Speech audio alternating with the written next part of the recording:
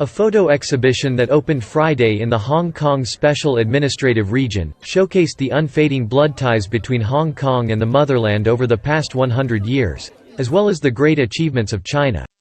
Most of the exhibits displayed at Hong Kong Central Library are selected from over 10 million precious pictures in Xinhua News Agency's China Photo Archives, which will bring Hong Kong residents back to the historic moments captured by cameras.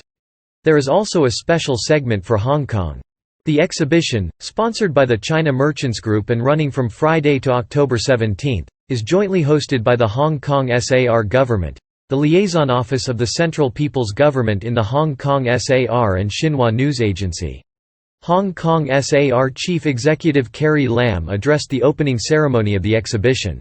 She said that amid the centenary anniversary of the founding of the Communist Party of China and the 72nd anniversary of the founding of the People's Republic of China, the exhibition offers an opportunity for Hong Kong residents to have a better understanding of the country.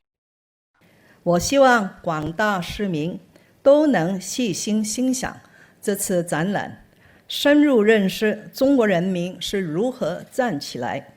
以及民族复兴的时代奋斗中家国命运变迁，更深体会香港与祖国血脉相连，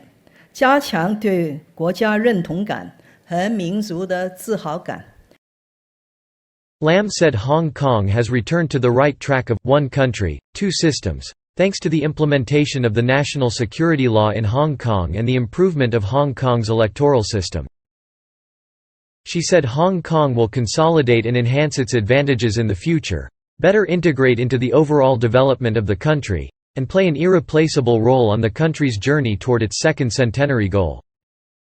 After the exhibition ends, some of the photos will be on display in Hong Kong schools and local communities.